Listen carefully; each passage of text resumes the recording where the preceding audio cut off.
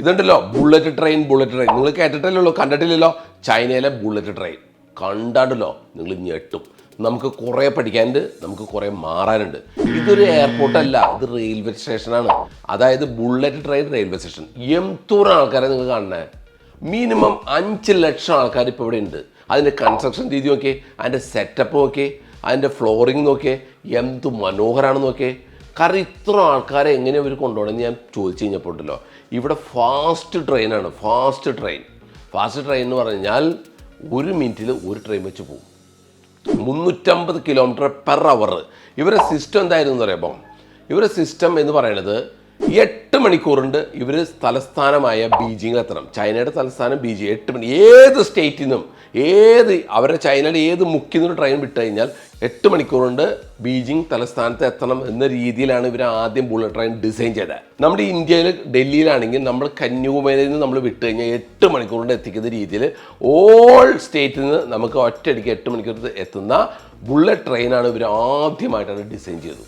നമ്മൾ ശ്രദ്ധിക്കണം. അവിടെയും ബ്രിട്ടീഷുകാർ പണിത പഴയ റെയിൽവേ ട്രാക്ക് അവിടെ കിടക്കുന്ന ട്രെയിൻ ഓടുന്നുണ്ട്. അത് മൈൻഡ് ചെയ്യാതെ പുതിയത് അവരവിടെ നിർമ്മിച്ചു.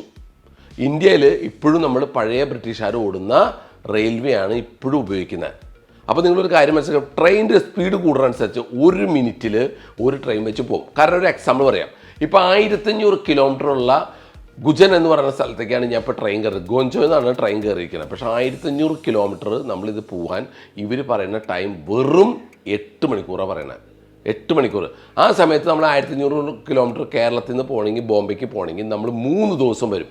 3 ദിവസം വരുമ്പോൾ ഉണ്ടാവുന്ന പ്രശ്നം എന്താ? ട്രെയിൻ വളരെ സ്ലോ ആകുമ്പോൾ നമുക്ക് അധികം ട്രെയിൻ ഓടിക്കാൻ പറ്റില്ല. ട്രെയിൻ ഓടിക്കാതെ. പക്ഷേ ഇവിടെ നമ്മൾ ഈ 1500 കിലോമീറ്റർ പോകാൻ അവർ വാങ്ങിക്കുന്ന പൈസ 9000 രൂപയാണ്. പക്ഷേ നമുക്ക് നഷ്ടമില്ല. 3 ദിവസം നമ്മൾ ട്രെയിനിൽ ഇരിക്കേണ്ട, 8 മണിക്കൂർ കൊണ്ട് നമ്മൾ എത്തും. അപ്പോൾ അത്ര കൂടുതൽ ട്രെയിൻ ഓടിക്കാൻ പറ്റും. ഇന്ത്യയിലും 2 ട്രാക്കുള്ളൂ, ലോകത്ത് എല്ലാ സ്ഥലത്തും 2 ട്രാക്കുള്ളൂ. പക്ഷെ അവിടെ ആകെ ഒരു കാര്യമുണ്ട്, സ്പീഡ് കൂട്ടിയുള്ള ട്രെയിൻ ഉപയോഗിച്ചാൽ നമുക്ക് ലാഭകരമായിരിക്കും. ഒരു എക്സാമ്പിൾ ഞാൻ പറയാം. നമുക്കിപ്പോൾ ബാംഗ്ലൂർക്ക് ഇവിടുന്ന് ഫ്ലൈറ്റിന് പോകണമെങ്കിലോ, നമ്മൾ എയർപോർട്ടിൽ 3 മണിക്കൂർ മുമ്പ് എത്തണം. എയർപോർട്ട് സിറ്റിയിൽ നിന്ന് ഭയങ്കര അകലായിരിക്കും. അവിടേക്ക് ഡ്രൈവ് ചെയ്ത് 1 മണിക്കൂർ പോകേണ്ടി വരും. അപ്പോൾ 4 മണിക്കൂർ. 1 മണിക്കൂർ യാത്ര ചെയ്യേണ്ടി വരും. 5 മണിക്കൂർ. പിന്നെ എയർപോർട്ടിൽ നമ്മൾ ബാംഗ്ലൂർ ഇറങ്ങിയാലോ, അതും സിറ്റിക്ക് അപ്പുറമുള്ള സിറ്റിയിൽ എത്തണമെങ്കിൽ വീണ്ടും 1 മണിക്കൂർ യാത്ര ചെയ്യണം. 6 മണിക്കൂർ എടുക്കും നമുക്ക് ഇവിടുന്ന് ഒരു ബാംഗ്ലൂർക്ക് പോകാൻ. പക്ഷേ ഈ ട്രെയിൻ കയറാനല്ലോ വെറും 1.5 മണിക്കൂർ.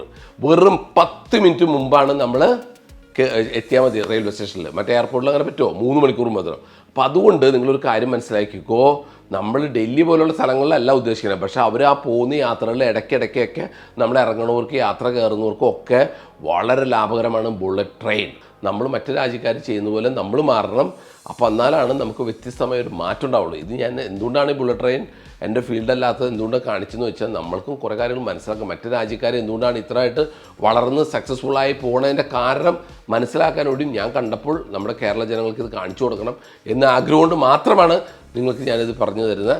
കാരണം ഇവിടുത്തെ ഫ്ലോറിങ് നോക്കി, ഇവിടെ എല്ലാവരും 20 mm ഗ്രാനൈറ്റ്. നിങ്ങൾ പറഞ്ഞ ഗ്രാനൈറ്റ് തിക്നെസ് പറയാത്ത കാരണം വൈബ്രേറ്റ് ചെയ്യും ബിൽഡിങ്ങൊക്കെ. അതുകൊണ്ട് ഇവർ 20 mm granite, single colour granite, white base granite ഇടണേ. അത് എല്ലാ എയർപോർട്ടും എല്ലാ റെയിൽവേ സ്റ്റേഷനും ചൈനയിൽ ഇത് നിർബന്ധമായിട്ടും ഇരിക്കുന്നൊരു കളറാണ്. കാരണം ഇത് ഭയങ്കര കണ്ണിന് കുളിർമയാണ്, ബോറടിക്കാത്ത കളറായതുകൊണ്ട് ഇവർ എല്ലാ സ്ഥലങ്ങളിലും, ഞാൻ ഏത് എയർപോർട്ടിൽ പോയി ഏത് റെയിൽവേ സ്റ്റേഷനിൽ പോയി ഈ കളറിനെ വിരിക്കുന്നത്. പക്ഷേ ഇവർ കൺസ്ട്രക്ഷൻ രീതിയൊക്കെ നോക്കി നല്ല സെറ്റപ്പാണ്. ഇപ്പോൾ ഞാനുണ്ടല്ലോ എൻ്റെ പാസ്പോർട്ട്, കാരണം നമ്മൾ ഫോറിനേഴ്സിൻ്റെ പാസ്പോർട്ട് നോക്കും. ചൈനക്കാർ കുഴപ്പമില്ല, അവർക്ക് നേരിട്ട് കയറിപ്പോൾ അവർക്ക് കാർഡുണ്ട്. നമ്മുടെ പാസ്പോർട്ട് ചെക്ക് ചെയ്തുകൊണ്ടിരിക്കുകയാണ്. അവരതൊക്കെ ടെസ്റ്റ് ചെയ്ത് വിസയൊക്കെ ഉണ്ടോ നോക്കി വിസയുണ്ട്. കാരണം നിങ്ങളിവിടെ വിസയില്ലാതെ ഒരു ദിവസം നിൽക്കാൻ പറ്റില്ല, നിങ്ങൾക്ക് പുറത്തിറങ്ങാൻ പറ്റില്ല വീട്ടിൻ്റെ ഉള്ളിൽ നിന്ന്. കാരണം അപ്പം തന്നെ നിങ്ങൾ ട്രാക്ക് ആവും. അതുകൊണ്ട് നിങ്ങൾക്ക് വിസ കാണിച്ചു കൊടുത്ത് നമ്മൾ കയറി നോക്കണ്ട. ഈ എല്ലാ റെയിൽവേ സ്റ്റേഷനും അണ്ടർഗ്രൗണ്ടിലാണ്. നമ്മുടെ അവിടുത്തെ തമ്മിലുള്ള റെയിൽവേ സ്റ്റേഷൻ്റെ പ്രത്യേകത എന്താ വെച്ച് കഴിഞ്ഞാൽ, സാധാരണ എന്ന് പറഞ്ഞാൽ നമ്മൾ നേരെ ഓടുന്ന റെയിൽവേ സ്റ്റേഷൻ്റെ സൈഡിൽ, ഇവിടെ അങ്ങനെയല്ല. റെയിൽവേ സ്റ്റേഷൻ സെപ്പറേറ്റ് ആണ്. ഇവർ ട്രെയിനുകൾ മുഴുവനും സെപ്പറേറ്റ് ഒരു പാർക്കിംഗ് പോലെയാണ് വരുന്നത്. എന്നിട്ട് ഇവിടുന്ന് കയറിയിട്ട് തിരിച്ച് 2 ലൈനിലേക്കാണ് ഇവർ കണക്ട് ചെയ്ത് ഓടിക്കുന്നത്. ഇപ്പം നോക്കി, നല്ല ഫൈൻ സെറ്റപ്പാണ്. കാരണം ഭയങ്കര ഫാസ്റ്റാണ്. 1 മിനിറ്റ് പോലും ട്രെയിൻ വൈകില്ല ചൈനയിൽ. നിങ്ങൾ ആദ്യം ശ്രദ്ധിക്കുക, 1 മിനിറ്റ് പോലും വൈകില്ല. കാരണം 1 മിനിറ്റ് വൈകിയാൽ ബാക്കിൽ 1 മിനിറ്റ് വരും. സ്റ്റേഷൻ മാസ്റ്ററൊക്കെ ഉണ്ടല്ലോ, എന്തോ ഓടി വന്ന് ക്യൂ ആയിട്ട് നിർത്തി കൃത്യമായിട്ട് ക്യൂ വന്നിട്ടൊക്കെ കയറ്റണം. കാരണം വെച്ചാൽ അവർ ഒരിക്കലും ക്യൂ തെറ്റിച്ച് കയറാൻ സമ്മതിക്കില്ല. 1 മിനിറ്റ് ട്രെയിൻ ലേറ്റ് ആവാൻ പാടില്ല. ഭയങ്കര സ്ട്രിക്റ്റാണ് അവിടെ. പിന്നെ നിങ്ങൾ വേറൊരു കാര്യം മനസ്സിലാക്കണം, ഈ ട്രെയിനിൽ ഹൈജീനാണ്. എന്ത് ബാത്റൂമൊക്കെ കാണണം, എന്ത് പെർഫെക്റ്റാണെന്ന് അറിയാമോ. എന്തോ വന്ന് കൃത്യമായിട്ട് ഇരിക്കുക പോവുക. പിന്നെ വേറൊരു കാര്യമുണ്ട്, ഈ ട്രെയിനിൻ്റെ നോക്കി പുറത്തുനിന്ന് നോക്കി എന്ത് സ്പീഡിലാണ് പോകണമെന്ന് പറയുമ്പോൾ കാരണം ഒരൊറ്റത് 360 km/h സ്പീഡിലാണ് എത്തി ട്രെയിൻ. ഫ്ലൈറ്റിനേക്കാൾ കുറച്ച് കുറവുള്ളൂ. അതുകൊണ്ടാണ് ഇതൊക്കെ പെട്ടെന്ന് ബാംഗ്ലൂർക്ക് എത്താൻ 1.5 മണിക്കൂർ കൊണ്ടൊക്കെ എത്തണേ. നോക്കൂ എന്ത് സ്റ്റൈലാണ് ഒരു പോക്ക്. കാരണം എന്താ എന്ത് നമുക്ക് ഈ 360 km പോകണമെന്നുള്ളൊരു ഫീലിംഗ് പോലും ഇല്ല അതിൻ്റെ അകത്ത്. എന്ത് സ്റ്റൈലാണ് പോകണമെന്ന് അറിയാമോ? ഓക്കെ, അപ്പോൾ നിങ്ങൾക്ക് എല്ലാവർക്കും ഈ വീഡിയോ ഇഷ്ടപ്പെട്ടെന്ന് പ്രതീക്ഷിക്കുന്നു. ഇത് നിങ്ങളൊന്ന് പരിചയപ്പെടുത്താനും ബുള്ളറ്റ് ട്രെയിൻ എന്താണ്, ഇതൊക്കെ ചൈനയുടെ സെറ്റപ്പ് എന്താണെന്നൊക്കെ പരിചയപ്പെടുത്തിയാണ്. അപ്പോൾ നിങ്ങളെല്ലാവരും നിങ്ങളുടെ സുഹൃത്തുക്കൾക്ക് ഒന്ന് ഷെയർ ചെയ്ത് കൊടുക്കണം, സബ്സ്ക്രൈബ് ചെയ്യണം, ലൈക്ക് ചെയ്യണം, കമൻറ്റ് ചെയ്യണം. ഇതിനേക്കാളും നല്ല പരിപാടിയായിട്ട് എത്ര പെട്ടെന്ന് വരുന്ന പ്രതീക്ഷയുണ്ട്. ഇന്നിവിടെ പറയുന്നു. നന്ദി, നമസ്കാരം.